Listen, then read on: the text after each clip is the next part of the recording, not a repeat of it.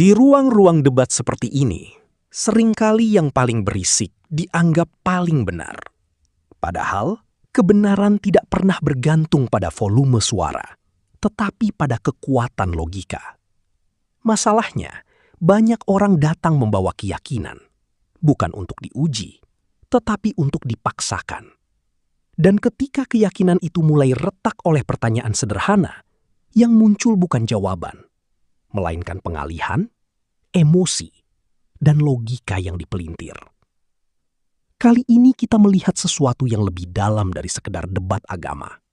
Kita melihat bagaimana sebuah argumen dibangun, dan bagaimana ia runtuh oleh kontradiksi dirinya sendiri. Kita akan melihat siapa yang benar-benar konsisten, dan siapa yang hanya kuat di awal, tapi tumbang ketika cermin logika diarahkan kembali ke dirinya. Apakah Anda seorang Muslim? Ya, Muslim, Des. Oke, silakan Zal. Apa yang mau Anda utarakan? Mau nyambung yang tadi atau Anda mau membuka isu baru? Karena yang tadi itu tidak bakalan bisa usai itu. Kau harus mengakui bahwa Isa adalah anak Allah dan kau harus mengakui kau harus menyembahnya. Silakan. Saya mengakui dan memberikan kesaksian bahwa Edis luar biasa.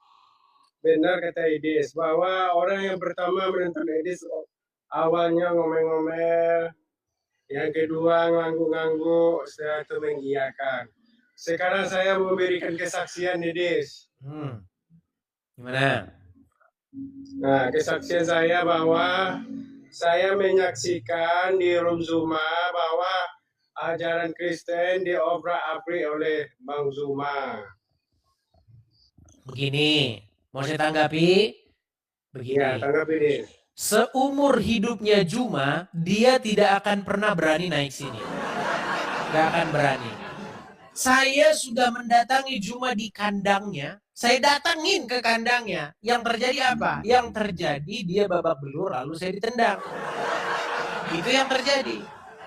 Jadi bilang sama dia begini, Zuma, kalau kau memang benar-benar punya nyali, kalau kau benar-benar seorang lelaki, kenapa kau tidak berani kalau Edis naik ke sini, kau biarkan dia ngomong, lalu kau biarkan dia mendebatmu yang ada, dibiarkan berapa detik, dibisukan, tendang, itu. Udah berapa kali saya naik tempat dia. Oke, saya jawab ya. Waktu kamu debat sama Bang Zuma, saya adalah penonton, salah satu penonton dari sekian banyak penonton. Saya menyaksikan bahwa kamu menyatakan bahwa Yesus patuh dan taat kepada perintah Bapa, betul? Betul sekali. Perintah yang seperti apa yang kamu ucapkan kepada Zuma waktu itu? Perintah yang seperti apa maksudnya? Ya kan kamu mengatakan Yesus taat dan patuh kepada Bapa. Terus kamu iyakan. Terus yang kamu ucapkan kepada Zuma seperti apa waktu itu? Perintah Yesus kepada Bapa di surga itu adalah untuk mengajarkan kebenaran. Kebenaran yang diberitakan oleh Tuhan Yesus itu, yang diterima dari Bapa di surga. Makanya Yesus berkata, segala firman yang telah engkau sampaikan kepadaku, telah kusampaikan kepada mereka. Itu perkataan Tuhan Yesus sendiri. Setuju? Atau saya kutipkan dulu ayatnya. Nanti banyak yang nggak tahu. Sebentar, karena banyak orang awam yang tidak tahu, ya. Banyak di sini tuh orang-orang yang dia itu nggak pernah baca kitab suci. Baik, saya bacakan dulu ya, supaya teman-teman paham, ya.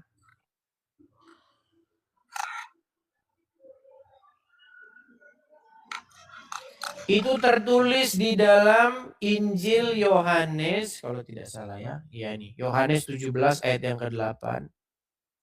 Oke, Yohanes 17 ayat 8 saya tampilkan, sabar. Sabar ya. Yohanes 17 ayat 8. Oke, saya bacakan ayat 8-nya. Ini perkataan Tuhan Yesus ya. Segala firman yang engkau sampaikan kepadaku telah kusampaikan kepada mereka, dan mereka telah menerimanya. Mereka tahu benar-benar bahwa aku datang daripadamu, dan mereka percaya bahwa engkaulah yang mengutus aku. Nah, inilah yang disampaikan oleh Tuhan Yesus. Tetapi ahli-ahli Taurat dan orang-orang Farisi tidak percaya bahwa Yesus datang daripada Elohim. Ahli-ahli Taurat tidak percaya bahwa Yesus adalah Sang Mesias. Nah, apa yang akan dilakukan oleh ahli-ahli Taurat dan orang-orang Farisi terhadap Sang Mesias, terhadap Yesus? Mereka akan membunuhnya dan menyalibnya. Nah, apakah Tuhan Yesus lari seperti seorang pengecut, seperti Nabi Anda yang wajahnya diserupakan-serupakan? Tidak.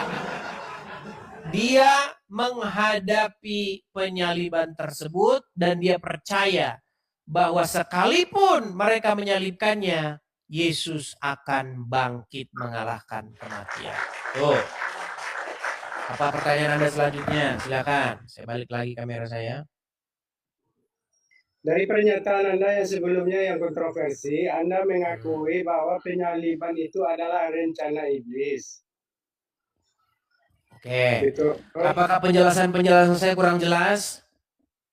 Jelas, cuman di kontroversinya di sana kamu Bapak Belur sama Bang Zuma. Baik. Mana dalilnya kamu suruh baca Bible? Baik. Baik. Baik, pertanyaan saya begini. Ketika orang-orang berteriak, salibkan dia, salibkan dia. Ketika Yudas Iskariot mengkhianati Yesus dengan menjualnya seharga 30 keping perak, yang merasuki Yudas Iskariot, yang merasuki orang-orang yang berteriak salibkan dia, salibkan dia. A. Roh Kudus, B. Roh jahat atau roh iblis. Roh jahat. Roh jahat. Berarti siapa yang berkehendak supaya Yesus disalibkan? A. Roh Kudus, B. Roh jahat. Roh jahat, Anda mengakui roh jahat kan? Oke, lalu apa masalahnya? Yang bagian mana yang Anda tidak tangkap? Anda menjadi masalahnya, apakah Yesus patuh dan taat kepada iblis? Atau tentu tidak. Kalau ia patuh kepada iblis, maka Yesus tidak akan berani memberitakan kebenaran tersebut. Justru Yesus memberitakan kebenaran tersebut dengan berani. Bahkan penukar-penukar uang, meja-meja jual beli itu dijungkir balikan oleh Tuhan Yesus di dalam bait Tuhan. Karena apa? Karena ahli-ahli Taurat dan orang-orang Farisi telah membuat rumah Tuhan menjadi ajang bisnis. Anda tahu itu? Dengarkan. Sebentar, saya mau kasih tahu nih. Dengarkan, ini penting. Ini penting untuk beragama sampai zaman sekarang. Banyak orang membuat rumah Tuhan itu menjadi ajang bisnis. Ya, banyak gereja dibikin jadi ajang bisnis. Banyak sinagog dibikin jadi ajang bisnis. Banyak masjid dibikin ajang bisnis. Dan ini yang dijungkir balikan oleh Tuhan Yesus. Ketika Tuhan Yesus datang ke bait Tuhan, di situ didapati orang jual beli. Di situ didapati orang jual begini. Dan itu memperkaya imam-imam ahli-ahli Taurat. Dan itu dijungkir balikan. Ada tertulis, rumahku adalah rumah doa, tetapi engkau menjadikannya sarang penyamun. Nah, pertanyaan saya kepada Anda, yang Anda tidak paham ini, kenapa Anda bisa mengatakan bahwa Yesus taat kepada iblis, sementara Yesus sendiri melawan pekerjaan-pekerjaan iblis itu, yang membuat rumah Tuhan itu menjadi ajang bisnis? Iya, kalau di situ tidak ada masalah, Dis. Terus yang Anda masalahkan gimana? Yang jadi masalah, Anda mengatakan bahwa Yesus itu ada tak. Kita menjadikan Yesus itu patuh dan taat.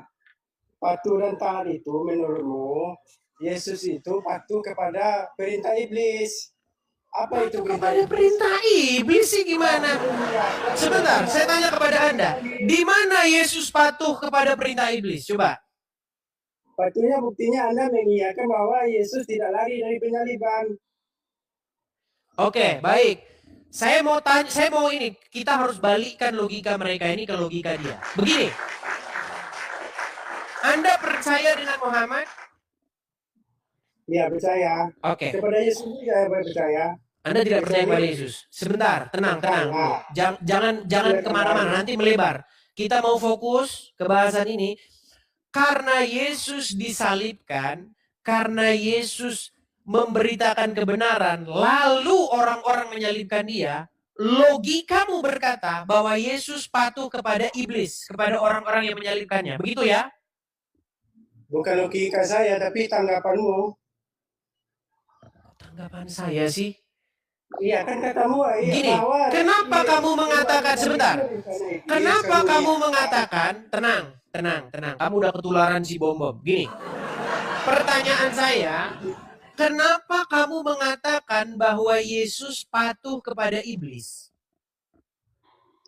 Iya, kau dari pernyataanmu kepada debat-debat sebelumnya, termasuk juga kepada Yusuf PI. Sebentar. Coba kamu jelaskan dulu. Di dalam peristiwa tersebut, orang-orang berteriak, salibkan dia, salibkan dia. Oke? Lalu akhirnya dia pun disalibkan. Oke? Ya, Pertanyaan saya, logikamu yang mengatakan bahwa di situ Yesus taat sama iblis itu gimana? Logikamu itu.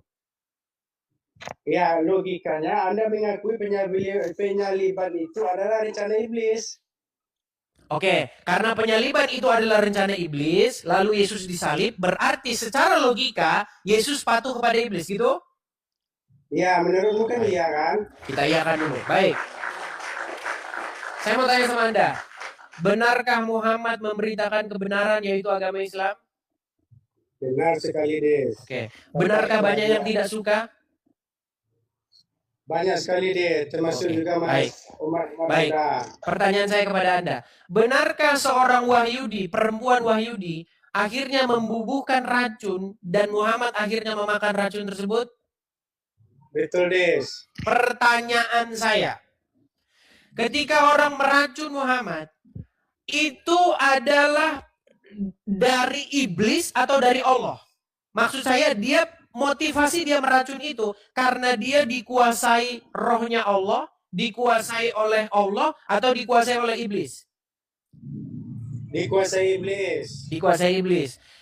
Benarkah akhirnya Muhammad berkata kepada Aisyah, "Ya Aisyah, terasa sekarang racun yang kumakan di Khaybar itu telah memotong urat jantungku." Dan akhirnya Muhammad meninggal. Kapan diucapkan, Des? Berapa tahun setelah kejadian, Des? Setelah 4 tahun setelah peristiwa tersebut. 4 tahun memang ada ya racun 4 tahun kejadiannya. Muhammad yang mengatakan begitu. Saya putarkan videonya. Saya putarkan ya. Ya. Tolong dengarkan ini. Ya. Dengarkan. Habis. Oke. Ya. Coba ya dengarkan, saya putarkan ya. Kalau nggak jelas, tolong kasih tahu saya. Sakit Rasulullah SAW semakin parah, lalu kemudian kata Nabi kepada Aisyah, apa kata dia? Ya Aisyah, wahai Aisyah, ma'azalu ajidu alam at-ta'am, terasa di dalam sakitnya makanan yang kumakan waktu di Khaybar. Ini dalil bahwa dia mati diracun. Ini dalil bahwa dia mati diracun. Ini dalil bahwa dia mati diracun. Yang meracunnya adalah Zainab, istri Salam bin Miskam. Aisyah, aku merasakan sakitnya. Sampai hari ini aku rasakan. Fahada awan. Inilah masanya. Wajadtu inqita'a abkuri. Aku merasakan terputusnya urat disebabkan oleh racun itu. Terputus urat disebabkan oleh racun. Oke, baik. Jadi, menurut Muhammad, racun yang dimakan di Khaybar itu terasa sampai 4 tahun itu terasa. Akhirnya membunuh dia. Ajalnya tiba. Kata Abdul Somad, itu dalilnya bahwa dia mati diracun. Kita nggak usah debatin masalah diracunnya. Pertanyaan saya, jika Muhammad memakan racun tersebut dan perempuan yang meracun Muhammad tersebut dikuasai oleh iblis, pertanyaan saya, apakah Muhammad taat sama iblis di situ? Seperti logikamu yang mengatakan bahwa Yesus taat sama iblis? Ya, Nabi Muhammad makan racun itu kan atas dasar tidak mengetahui. Setelah mengetahui tidak memakannya. Tenang. Pertanyaan saya begini. Ketika seorang perempuan Wahyudi meracun Muhammad, Anda katakan bahwa orang yang meracun tersebut motivasinya bukan dimotivasi oleh Allah, tetapi dimotivasi oleh iblis, betul? Oke, ya. Dan Muhammad memakan racun tersebut, betul? Ya. Oke, akhirnya Muhammad meninggal oleh karena racun tersebut, betul? Ya, kalau 4 tahun kemudian saya ragu, Des. Kecuali Oke. kalau mati seketika saya Ya, percaya. ya, itu keraguan Anda, tapi Muhammad yang mengatakan bahwa dia itu karena racun tersebut. Kalau masalah Anda ragu itu urusan Anda. Pertanyaannya, berarti kesimpulannya Muhammad taat kepada iblis, betul? Enggak juga, Des. Karena dia Mulai. Kenapa logikamu mengatakan bahwa Yesus taat kepada iblis? Yesus sudah mengetahui bahwa penyabilan itu akan terjadi. Oke, Anda juga baik. Saya bikin satu perumpamaan. Saya bikin satu perumpamaan. Untuk menyembuhkan mereka ini kita harus bikin perumpamaan. Karena Tuhan Yesus pun mengajar dengan sebuah perumpamaan. Kita ikut gaya, style dari Tuhan kita. Begini, kalau Anda seorang muslim, Anda diutus oleh Allah untuk memberitakan kebenaran Islam, Al-Quran, kepada suatu kampung di pedalaman Afrika. Oke? Nah, ketika Anda diutus ke sana, ke pedalaman Afrika tersebut, Allah sudah memberitahu kepada Anda. Wahai siapa? Zal, nama Anda ya. Zal, Anda pergi, beritakanlah Al-Quran kepada satu kaum di pedalaman Afrika ini. Ya, tetapi akan nanti tiba saatnya bahwa ada orang-orang yang tidak suka dengan Anda dan mereka akan membunuh Anda. Anda sudah dikasih tahu sama Allah bahwa akan ada orang yang tidak suka dan membunuh Anda. Tetapi perbuatan Anda dibunuh itu tidak lebih penting ketimbang banyaknya orang di situ nanti dan seluruh umat nanti akan percaya kepada agama Islam. Sampai sini Anda nangkap belum? Kalau belum nangkap saya ulangin. Nangkap sekali, Des. Pertanyaan saya kepada Anda. Anda akhirnya datang ke pedalaman Afrika tersebut, Anda beritakan agama Islam, akhirnya banyak orang menerima Islam, satu kampung jadi Islam, nyebar kemana-mana jadi Islam, menyebar kemana-mana, bahkan sampai dari situ menyebar kemana-mana. Tetapi ada orang yang tidak suka kepada Anda dan akhirnya mereka membunuh Anda. Pertanyaan saya, ketika Anda terbunuh di situ, terus? Apakah di situ Anda sedang taat kepada Allah atau taat kepada orang-orang yang membunuh Anda? Kalau dibunuh di dalam itu namanya. Bukan itu yang saya tanya. Dengarkan lagi. Ketika Anda patuh kepada Allah, memberitakan Al-Quran ke situ, lalu Anda di situ mati terbunuh karena memberitakan Al-Quran, Anda patuh kepada Allah atau patuh kepada iblis? Atau patuh kepada orang-orang yang membunuh Anda? Patuh kepada Allah. Terus kenapa Anda buat logika seperti itu kepada saya? Tidak. Kenapa Anda tidak buat logika seperti itu kepada saya? Ketika Yesus memberitakan kebenaran, ia tahu resikonya. Dan ia tahu dampaknya. Dampaknya adalah bahwa pengajaran tersebut akan menyebar kepada seluruh bangsa. Ya, tetapi ada orang-orang yang tidak suka yang akan membunuhnya. Yesus sudah tahu itu. Lalu bagaimana Anda katakan, bagaimana Anda berpikir bahwa Yesus sedang taat kepada iblis, bukan taat kepada Bapa di surga? Boleh saya jawab? Silakan. Bukan begini, Yesus sudah mengetahui bahwa dia akan menjalani yang namanya salib. Dan tadi sudah saya kasih tahu sama Anda sudah mengetahui akan dibunuh, betul? Betul, tapi kan berdoa. Apa arti sebuah doa? Ketika Anda sudah dikasih tahu akan dibunuh, maka ketika Anda tetap mengikuti perintah Allah itu, tidak lari. Kalau Anda lari, justru Anda lari. Anda tidak patuh. Itu sama seperti Yunus, ya. Begini loh. Ketika Anda diutus oleh Allah, Anda diberitahu oleh Allah, wahai Zal, ketahuilah bahwa engkau nanti ketika memberitakan Al-Quran di situ, berbondong-bondong orang akan mualaf. Tapi pemuka-pemuka agama itu, penyembah berhala itu akan membunuhmu. Kamu sebagai hamba Allah akan mengikuti sekalipun itu resikonya dibunuh atau lari dari tugas yang diberikan kepada Anda. Ya, saya bertanya, apa arti sebuah doa, guys? Debat sama pohon kelapa sana. Ya, kalau udah mulai muter-muter, debat sama pohon kelapa. Kenapa sih kalian punya logika miring seperti itu? Justru kalau Yesus lari, dia sama seperti nabimu itu. Gimana? Karena Yesus percaya kepada Bapa yang berkuasa. Ya, dia berkuasa atas alam maut. Dia berkuasa untuk membangkitkan orang mati. Maka Yesus tidak takut. Dia berani menghadapi resiko tersebut. Tetapi pembunuhan itu tetap datang dari si jahat, bukan datang dari Bapa di sorga. Seperti logikanya Bom-Bom, Rudi Iskariot, dan kawan-kawan. Gimana sih Anda itu? Anda sebagai seorang Kristen memberitakan kebenaran. Anda tahu resikonya kan? Betul tidak? Resikonya adalah Anda akan dimusuhi. Anda akan dibenci. Nah, pertanyaan saya, apakah orang-orang yang memusuhi, orang-orang yang membenci itu adalah datang dari Bapa di surga? Ya bengak. Itu pasti orang-orang yang menjadi musuh, seteru daripada Yesus itu iblis. Kok bisa Anda katakan itu Bapa di surga dalang di belakangnya?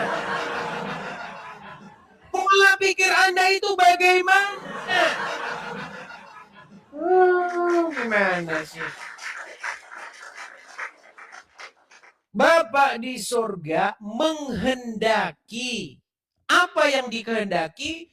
Yang dikehendaki adalah supaya Tuhan Yesus setia. Sekalipun ia diremukkan, sekalipun ia dibunuh, sekalipun ia disalibkan, Tuhan Yesus tidak lari.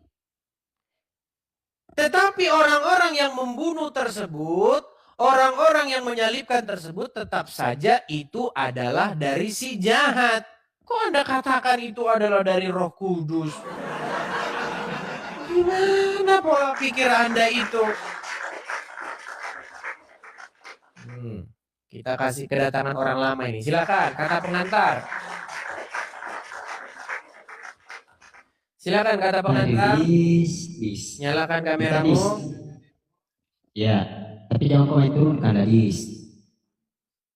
Kalau kamu kesana kemari ya saya turunkan. Iya, makanya itu. Coba ya, kita apa? Lanjut yang tadi ya. Lanjut yang tadi. Soalnya aku baru masuk, ya udah gak apa-apa, narasikan dulu ya. Begini.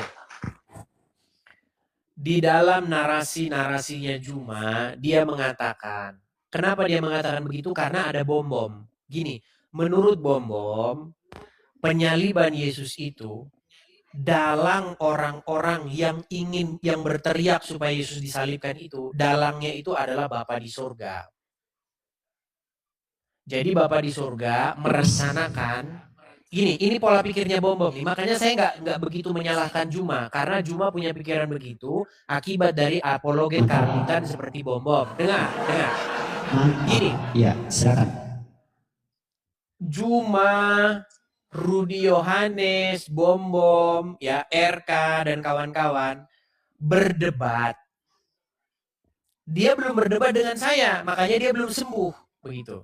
Karena mereka berdebat, jadi RK, Bom-Bom, Rudi Yohanes dan kawan-kawan mengeluarkan argumen begini, bahwa penyaliban Yesus tersebut adalah rancangan dari Bapa di surga sendiri. Jadi Bapa di surga merencanakan untuk menyalib Yesus. Itulah otaknya mereka, itu isinya begitu. Oke, saya rencanakan dulu ini supaya nanti anak saya ini saya salib begitu.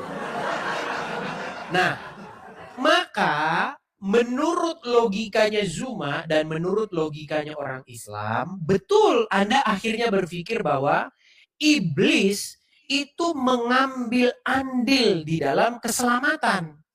Karena apa? Karena iblis melaksanakan perintah Bapa di surga. Betul nggak logikanya? Iya, iya, betul, Iya, betul, betul. jadi makanya saya nggak salahkan. Nah, makanya di sini mau saya sembuhin semuanya orang-orang kumpulan daripada orang-orang tidak waras-waras ini. Juma nggak waras, bom-bom nggak waras. Nah, logikanya bukan Dis, seperti bentar itu. Dis, bentar Dis. Nah, silakan. Hati-hati Dis. Silakan. Hati-hati, nanti lu diser lagi gini Dis. Hmm. Kalau kau mengatakan bahwa penyaliban itu betul-betul kau meyakini bahwa penyaliban itu adalah rancangan iblis, ya berarti kita sependapat dong. Karena kami pun sama. Oke, Mengatakan pendapatnya itu. di mana? Ya Anda mengatakan itu rencana iblis sama seperti Oke. orang muslim Bang. Kesimpulannya? Ya masalah kesimpulannya gini Bang Idis. Masalahnya Bang Idis nggak mau mengakui kalau iblis itu berjasa gitu loh. Oke, berjasanya Dalam di mana? kewajiban. Berjasanya di mana? Oke, baik. Iblis Bukan kan berjasa merasa gitu loh. bebas. Berjasa dalam keselamatan loh, bukan berjasa dalam penyaliban. Berjasa dalam keselamatan. Karena karya keselamatan kita bicara. Oke, baik Dis. Begini Dis. Iblis kan merasuki Yudas nih. Oke. Yudas pun memberitahu Oke. kepada orang-orang itu yang mau menyalibkan Yesus. Oke. Akhirnya disaliblah Yesus. Oke. Sebab terjadinya itu Dis, atas rencana iblis dan Yudas ini akhirnya apa? Terjadi Tersalib penyaliban. Yesus. Terjadi penyaliban. Betul. Akhirnya kalian itu ditebus dosanya. Oke. Kan baik. begitu. Bisa saya jelaskan? Baik. Masalahnya kok nggak mengakui itu kalau Oke, iblis itu baik. berjasa gitu loh. Baik. Untuk menyembuhkan kamu, saya harus membuat peristiwa-peristiwa yang mirip di dalam agama Islam. Oke? Baik. Begini, saya mau tanya sama kamu. Ketika Muhammad dibunuh oleh seorang perempuan Wahyudi dengan cara meracunnya, apakah Muhammad diselamatkan? Terjadi keselamatan atas Muhammad? Bahwa dia masuk surga? Iya, memang Nabi Muhammad mati syahid, iya. Oke. Pertanyaan saya, apakah perempuan itu berjasa karena Muhammad itu mati di tangan dia? Enggak. Loh, kenapa kamu buat logika seperti itu kepada saya? Saya buat logikanya. Gini, tenang. Biar saya selesaikan. Tenang. Iblis melalui tangan ahli-ahli Taurat, orang-orang Farisi, Yudas Iskariot, menyalib Yesus. Oke? Di dalam peristiwa penyaliban tersebut tertumpahlah darah Yesus. Lalu disitulah dia mengadakan penyucian dosa, pengampunan dosa. Logika Anda, iblis berjasa. Betul?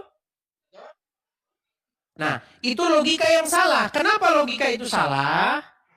Sama seperti ketika seorang perempuan Wahyudi meracun sang baginda Nabi, lalu Nabi meninggal dan dia mati syahid. Masuk surga menurut Anda, iman Anda. Maka menurut logika Anda yang Anda pakaikan kepada saya, maka iblis itu berjasa. Apa jasanya? Membuat Muhammad mati syahid. Padahal pola pikir yang benar bukan seperti itu. Yang membuat Muhammad syahid, yang membuat Muhammad masuk surga adalah dia melaksanakan perintah Allah. Bukan karena perempuan Yahudi meracun dia. Makanya jangan sering membenturkan kepala ke ubin.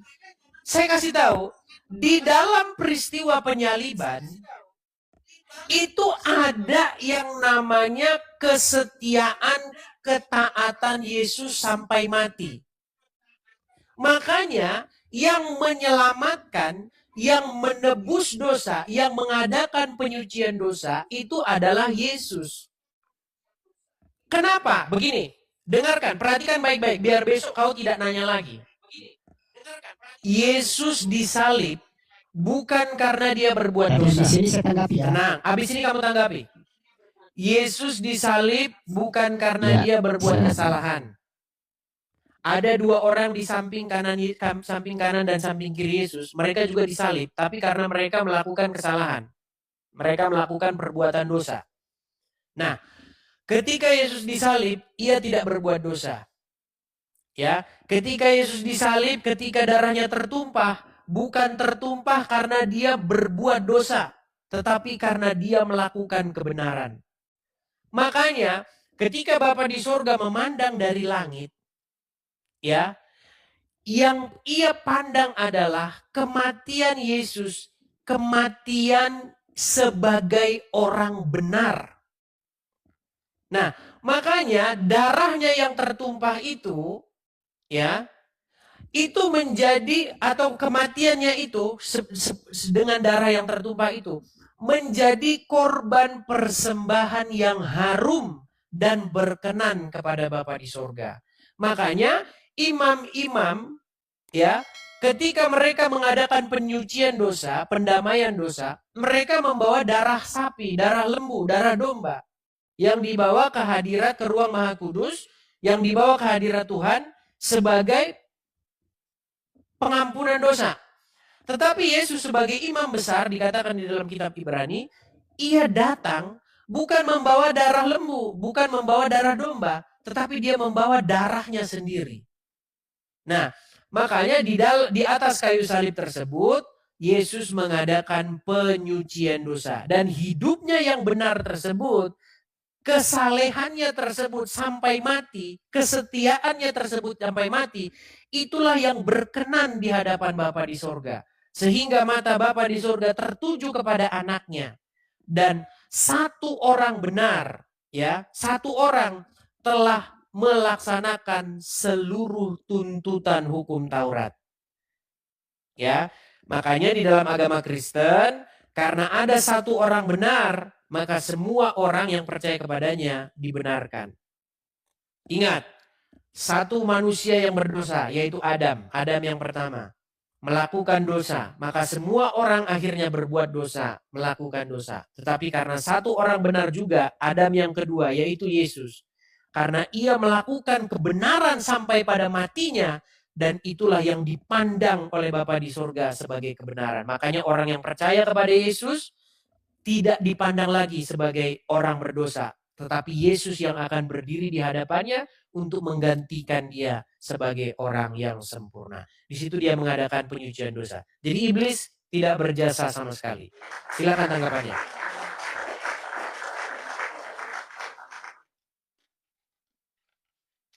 Masih kurang paham di mana dari situ? Masih dibisukan, Anda masih dibisukan. Buka dulu. Cek, ada. Silakan. Ada, Dis. Ada. Jangan Oke, pura-pura baik. ini. Kalau Sekarang udah ya. jelas Anda bingung sekarang. Silakan. Ya, oke, baik. Sekarang saya tanggapi ya. Silakan. Begini, Dis. Perbedaan antara Anda dengan saya, ketika Nabi Muhammad mati, nggak ada unsur dari kami. Kami tidak ditebus dosanya. Dosa kami nggak ditebus dengan matinya Nabi Muhammad. Nggak. Beda. Kalau Anda ketika Yesus itu mati di kayu salib, Anda meyakini bahwa itu adalah penghapusan dosa. Pertanyaan saya, kok bisa-bisanya ketika seorang jahat, sabar dulu ya, ketika seorang jahat merencanakan bahwa Yesus ini mati di kayu salib, kok bisa Anda menyimpulkan bahwa itu adalah korban penebusan dosa? Dari mana? Sudah? Sama tidak? Pertanyaan saya sama tidak? Enggak. Karena kami nggak ada unsur ketika Nabi Muhammad itu meninggal, kami nggak ada unsur, kami nggak dapat penebusan dosa. Siapa yang ngomong kalau misalnya Muhammad mati, dosa kalian ditebus siapa? Nggak ada yang ngomong. Makanya saya bilang, pertanyaan saya begini, terjadi tidak keselamatan atas diri Muhammad ketika ia diracun oleh perempuan Wahyudi dan meninggal? Ya. Berarti logika dan tenang. yang membuat Nggak sampai Muhammad di situ. tenang. Belum. Supaya Anda Saya dengar. akan jawab Ini pertanyaan begitu Anda. jelasnya Anda nggak paham. Dengar ya. Aduh. Satu kali lagi saya ulang. Aduh. Ketika Muhammad Ya, silakan, meninggal, ia masuk surga menurut Anda, betul? Betul tidak? Jangan dibisukan. Lanjut. Saya tanya lagi. Nanti kalau saya ngomong Ketika jangan potong Muhammad ya. meninggal, Ya, tenang. Ketika Muhammad meninggal, Ya. apakah dia masuk surga? Oke, saya jawab ya. Boleh saya jawab? Anda tinggal Masuk jawab surga, saja, oke. masuk surga Oke. atau tidak? Oke, iya saya jawab. Iya, saya Oke, jawab. masuk surga. Tapi sabar Pertanyaan dulu. saya. Saya mau uraikan. Pertanyaan Saya saya. mau uraikan. Berjasakah? Sabar dulu, saya mau uraikan. Berjasakah perempuan Wahyudi yang telah membunuh dia? Enggak. Kenapa Sudah. tidak berjasa? Kan karena dia Muhammad Tidak. masuk surga. Oke, pertanyaan saya. Muhammad Oke, masuk baik. surga Saya karena apa? tanggapi, saya jawab ya. Muhammad masuk surga karena apa? Inilah. Nabi Muhammad masuk surga itu karena sudah dijamin atas Iya, ketaatannya kenapa kepada dia Allah dijamin menjalankan masuk surga? dan menyebarkan Islam. Nah, itu dia poinnya. Ya karena dia memang Karena dijamin. dia sebentar. Karena Iya, dia iya, melaksanakan tugas-tugas yang diberikan oleh Allah Subhanahu wa taala, betul? Dan di Ya. dalam melaksanakan tugas-tugasnya tersebut, ia mati sebagai orang benar menurut agama Islam, betul? Betul, mantap. Makanya yang membuat keselamatan itu terjadi kepada Muhammad adalah karena Muhammad berlaku sebagai orang yang melaksanakan tugas-tugas dari Allah, bukan karena Wahyudi yang meracun, betul? Betul. Makanya perempuan Wahyudi itu tidak berjasa sekalipun ialah yang membunuh sang Nabi, betul?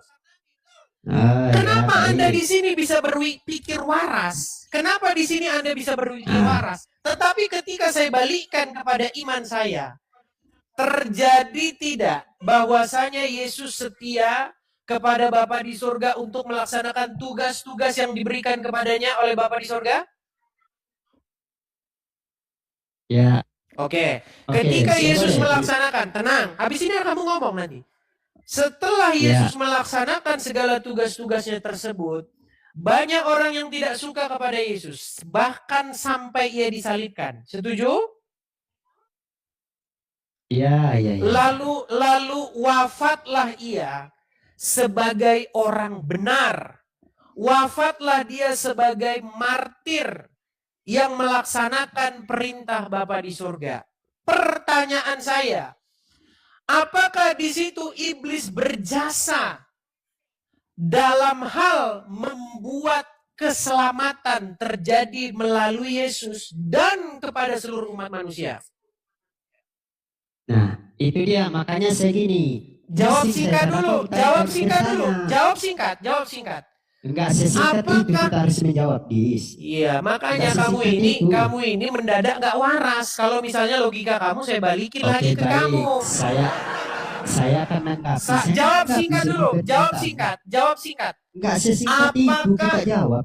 Sebelum Anda menguraikan, jawab singkat dulu. Nah, kabur dia kan, lari dia kan. Heran saya dengan logika mereka ini loh. Keselamatan itu bukan karena orang-orang ahli Taurat, pembenci-pembenci Yesus, menyalibkan Yesus. Otaknya itu jangan mikir kebalik. Keselamatan itu terjadi di pihak Tuhan Yesus, bukan di pihak orang yang menyalibnya. Ada satu video sudah saya bikin.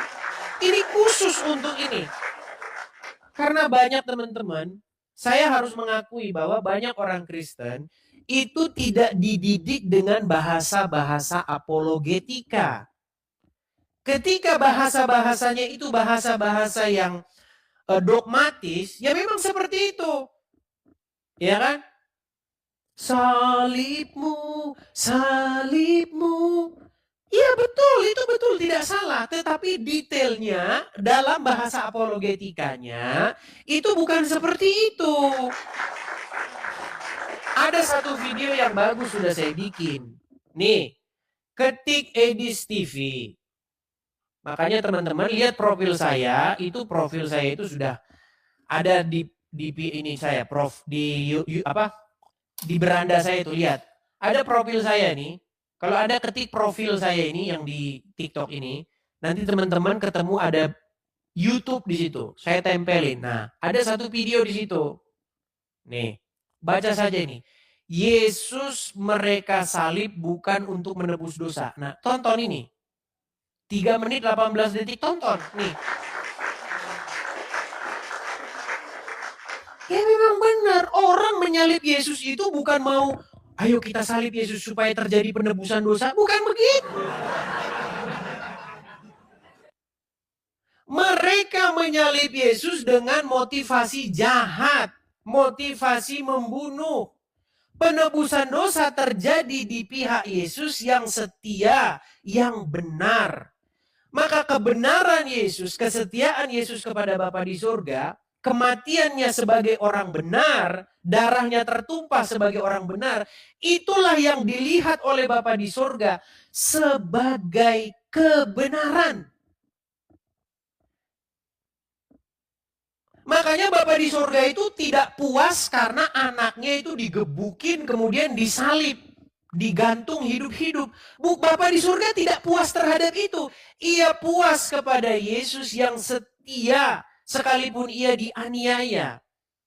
Ia puas kepada Yesus yang mati sebagai orang benar, yang wafat sebagai orang yang tidak berbuat dosa. Makanya dikatakan ia dibawa ke pembantaian. Ia tidak membuka mulutnya seperti seekor domba yang kelu yang dibawa ke pembantaian. Bukan orang-orang yang membantai itu dalangnya Bapa di surga sendiri kok. Anda berpikir bahwa Bapa di surga itu sebagai orang yang psikopat atau bagaimana? Apakah menurut Anda Bapa di surga itu orang yang psikopat? Tidak. Tentu saja ia sedih melihat orang-orang menganiaya anaknya. Tentu saja ia tidak ada di pihak orang-orang yang menganiaya Yesus. Tetapi yang membuat Bapa di surga puas kepada Yesus adalah Yesus setia. Begitu. Dia menjadi orang yang tidak berbuat dosa sampai pada matinya. Makanya kematiannya tersebut, darahnya yang tertumpah tersebut, dipandang oleh Bapa di surga sebagai kematian orang benar. Dan disitulah terjadi penebusan dosa. Disitulah terjadi pengampunan dosa. Jadi kita orang-orang Kristen yang berdosa, kita orang-orang Kristen yang berbuat kesalahan, tidak dipandang lagi. Karena Yesuslah yang berdiri di hadapan kita sebagai pembela dan juru selamat. Kalau kita yang berdiri di hadapan Bapa di surga, ya pasti kita diludahin. Kebenaran apa yang mau kita bawa ke pengadilan yang di surga?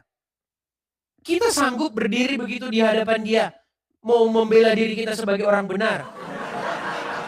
Gak ada yang sanggup. Kita ini berlumuran dosa. Makanya kita perlu juru selamat. Yesus yang berdiri di depan kita. Makanya Yesus yang akan dipandang. Bukan kita. Ngerti gak sih kamu dengan iman Kristen? Kalau gak ngerti dengan iman Kristen, gak usah berapologet dulu. Belajar dulu. Biar orang-orang Islam yang seperti tadi itu otaknya tidak tambah bengslet. Hadapi Anda. Gitu loh, ngerti dulu. Isi Alkitab tuh Anda pahami dulu. Ya, terutama bom-bom, Rudi. Herman saya dengan mereka-mereka ini. Kalau kamu punya paham yang tidak biblikal, kalau kamu punya pemahaman yang tidak sesuai dengan apa yang tertulis dalam Alkitab, akhirnya orang-orang Islam itu bukannya jadi masuk Kristen, bom-bom, Rudi Yohanes. Yang ada mereka itu malah ngetawain kalian. Gimana? Inti dari perdebatan tadi sebenarnya sangat jelas. Apakah seseorang yang menjadi korban kejahatan otomatis berarti tunduk kepada kejahatan? Lawan mencoba membangun narasi yang terlihat sederhana, tapi sebenarnya rapuh. Penyaliban melibatkan kejahatan. Yesus disalib, berarti Yesus tunduk kepada kejahatan. Sekilas terlihat logis, tapi ini adalah false causality, menghubungkan dua hal yang tidak memiliki hubungan sebab akibat yang sah. Dan disinilah Edis bermain cerdas. Ia tidak langsung membantah. Ia membiarkan logika itu berdiri, lalu menghancurkannya dari dalam. Ketika kasus Muhammad diangkat, diracun oleh pihak yang jelas dimotivasi oleh kebencian, Edis memaksa lawan untuk menjawab dengan jujur. Apakah Muhammad tunduk kepada iblis karena ia menjadi korban racun? Jawabannya tidak. Dan di titik itu, seluruh bangunan argumen lawan langsung runtuh. Karena kalau prinsipnya konsisten, maka korban kejahatan sama dengan tunduk kepada kejahatan. Maka semua nabi yang mengalami penolakan, penyiksaan, atau pembunuhan tunduk kepada kejahatan. Ini absurd, dan semua orang tahu itu. Masalahnya bukan pada keyakinan lawan, masalahnya adalah inkonsistensi berpikir. Edis kemudian menggeser diskusi ke level yang lebih dalam. Bukan soal apa yang terjadi, tetapi kepada siapa ketaatan itu diberikan. Ini poin yang sangat krusial. Seseorang bisa saja dibunuh oleh penjahat, tetapi itu tidak pernah berarti ia tunduk kepada penjahat tersebut. Sebaliknya, itu bisa menjadi bukti bahwa ia tetap setia pada prinsipnya, bahkan sampai mati. Dan disinilah analogi Edis menjadi pukulan telak. Seorang utusan yang tahu akan dibunuh, tetapi tetap menjalankan perintah, apakah ia tunduk kepada pembunuhnya atau kepada perintah yang ia jalankan? Lawan menjawab, tunduk kepada perintah. Selesai. Tanpa sadar, ia mengafirmasi argumen yang sebelumnya ia tolak. Namun debat tidak berhenti di situ. Muncul argumen yang lebih problematik, bahwa kejahatan berjasa dalam keselamatan. Ini bukan sekedar salah, ini berbahaya. Karena jika kejahatan dianggap berjasa hanya karena menghasilkan konsekuensi baik, maka kita sedang membalik seluruh fondasi moral. Pengkhianatan menjadi kontribusi. Pembunuhan menjadi alat keselamatan. Iblis menjadi bagian dari rencana baik. Ini bukan lagi teologi, ini relativisme moral yang kacau. Dan sekali lagi, Edis menghantam dengan cara yang sama. Konsistensi. Ia membawa kembali analogi ke dalam konteks Islam. Jika Muhammad mati setelah diracun dan kematiannya dianggap mulia, syahid, apakah orang yang meracunnya layak disebut berjasa? Jawabannya tidak. Maka logika iblis berjasa otomatis runtuh. Karena kalau tidak berlaku di satu sisi, maka tidak boleh dipaksakan di sisi lain. Yang membuat argumen Edis kuat bukan karena ia menyerang, tetapi karena ia memaksa lawan menghadapi konsekuensi logikanya sendiri. Ia tidak menciptakan jebakan, ia hanya menyalakan lampu di ruangan yang gelap dan membiarkan semua orang melihat kekacauan di dalamnya. Ada satu poin penting yang sering luput. Edis menekankan bahwa yang menjadi inti bukan peristiwa penyaliban itu sendiri, tetapi ketaatan dan kesetiaan sampai akhir. Dan disitulah makna sebenarnya. Karena kalau ukuran ketaatan ditentukan oleh tidak mengalami penderitaan, maka semua nabi yang dianiaya gagal. Semua orang benar yang mati tragis diangkat kalah. Padahal sejarah justru menunjukkan sebaliknya. Masalah terbesar dalam debat tadi bukan perbedaan iman, tetapi cara berpikir yang tidak konsisten. Ketika logika hanya dipakai untuk menyerang, tapi tidak mau dipakai untuk menguji diri sendiri, disitulah bias lahir. Dan ketika bias dipertahankan, kebenaran tidak lagi dicari, tetapi dihindari. Pada akhirnya, kebenaran tidak takut diuji, yang takut hanyalah argumen yang rapuh. Kalau satu logika hanya berfungsi saat menyerang, tapi langsung ditarik mundur saat berbalik arah, itu bukan logika, itu manipulasi. Dan kalau seseorang harus mengubah standar berpikirnya hanya untuk mempertahankan keyakinan, maka yang dipertahankan itu bukan kebenaran, tetapi ego. Sekarang pilihannya sederhana. Tetap bertahan dengan logika yang inkonsisten atau berani jujur walaupun itu berarti mengakui selama ini ada yang keliru. Karena dalam debat seperti ini, yang benar-benar kalah bukan yang kehabisan kata-kata, tetapi yang kehilangan kejujuran berpikir.